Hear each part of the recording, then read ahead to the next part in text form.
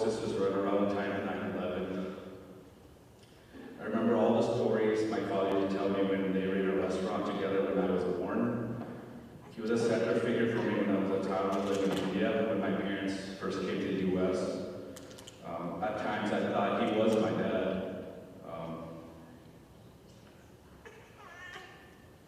He treated me as one of his own, and as a child, sometimes, he was like the person I looked up to. Grace Handy and my grandmother would always remind me of the time he took me for my visa interview in Montrose. I was around 4 or 5 and was known to be a mischievous child. I remember thinking it was so cool when he used to bring back the electricity by configuring the electrical circuit with a pole, stealing it possibly from another neighborhood. Me visiting as a boy living in America wasn't used to those dreading power cuts.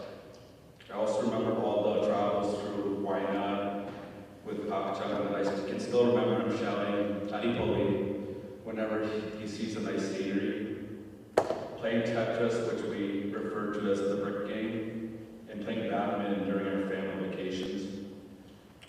He was an amazing husband, father, grandfather, uncle, and friend to all that have known him. It's always a pleasure to have at our family gatherings. Unfortunately, due to illness, we start seeing him less often. Just to give people some background, he left India with my aunt and my cousin Brion. They came to America in 2001. With his technical background, he worked as a mechanic at a local company in Winton until he retired. The family recently purchased their home, and my aunt recently told us about how excited he was with plans to fix things up and garden. I remember another time when I was fooling around with my father's weed whacker when I was small. They just came to the United States at that time, and I cut the electrical cord by accident. Luckily, Papa was visiting and saved me before my dad found out. He fixed the electrical cord in no time. Thank you, Papa for being who you are and bringing joy to everyone around you. No matter what we called him, he held a special place in each of our hearts that can never be replaced, but will always be remembered with great love. Treasured in my heart, he'll stay until we meet someday again. Rest in peace.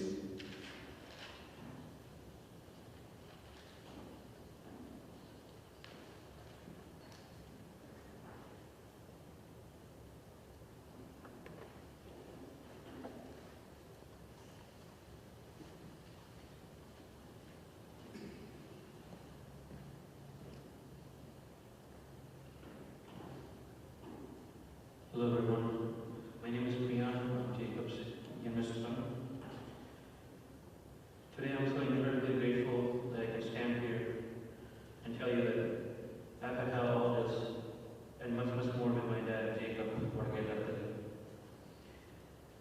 I have been enormously blessed to have had Jacob as my dad. To say I love my dad would be an understatement, and to say I'm going to miss him would be an even greater understatement. I cannot begin to imagine not having Daddy in such a graceful manner. With any project, great or small, with which I happen to be needing advice or help. He happily occupied himself with his skills, aesthetic tastes, and artistic skills with any task he signed himself up for. Dad was always there for everyone, family, neighbors, colleagues, or friends. He was a very clever man, but was never afraid of having a laugh at his own expense. He could help you with the complex DIY problem or just as happily, as many of you know, just silently sit and watch his favorite TV shows. His interest in political history was enormous, and it was always intellectually nourishing to sit by him and listen to him when he watched his favorite wartime TV shows. Dad was always there for Mom, and she relied on him for everything. For 45 years, they have shared everything life can offer. Together, they were a great team, supporting each other in every way. I still remember my mother struggling to get accustomed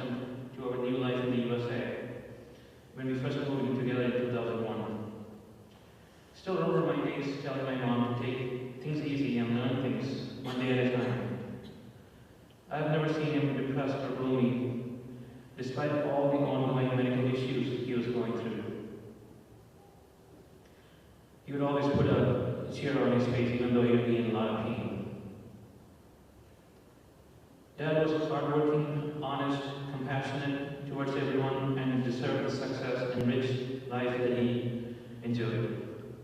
He taught me many, many things, but I think most importantly, he gave us the ability to know that if you really put your mind to something, anything is possible. And never to be afraid to give anything a go. His attention to detail and perfectionism was infectious, and once in a while could get him into trouble. I will never forget when I was in school, came home one day, proud as punch, and declared, I got 99% on my math test. He impulsively asked, what happened to the other 1%? My sister remembers that she inherited the same feature from my dad. Nobody can be perfect, but Dad was as close as being the most perfect dad anyone could have been. My brother Praveen and sister Preeti always believed that I was the luckiest one, as I could spend the most time with him, as they had to be away in Texas and India. Dad's love was unconditional, and this is something I will cherish from his character and take with me forever. He always forgave my failures and encouraged with me his everlasting positivity. His kindness and generosity will be remembered by all who had the pleasure of knowing him. I was always impressed to see how much he cared for the needed and made sure to share what he has with his ongoing donations that he made to needed people in Tirupati, our hometown in Kerala, India. I would like to thank my great family for their contributions and their blessings and presence today. You know, Daddy loved you all very much. And he was so proud of our family's unity and how close-knit the family continues to stay even in the hard times. Thanks to Mommy and Praveen for his support for us all, and especially Preeti, my beautiful sister, who has always been there for me. I would also like to thank my wonderful partner, Twinkle, for her incredible love and support throughout this. And also I would like to thank my brother-in-law, Spaces, as well as all my uncles and aunts and cousins for their unwavering support throughout all this. I am humbled by my mom's strength over the past few days and her ability to focus on the amazing life she shared with my dad and not dwell on what she has lost.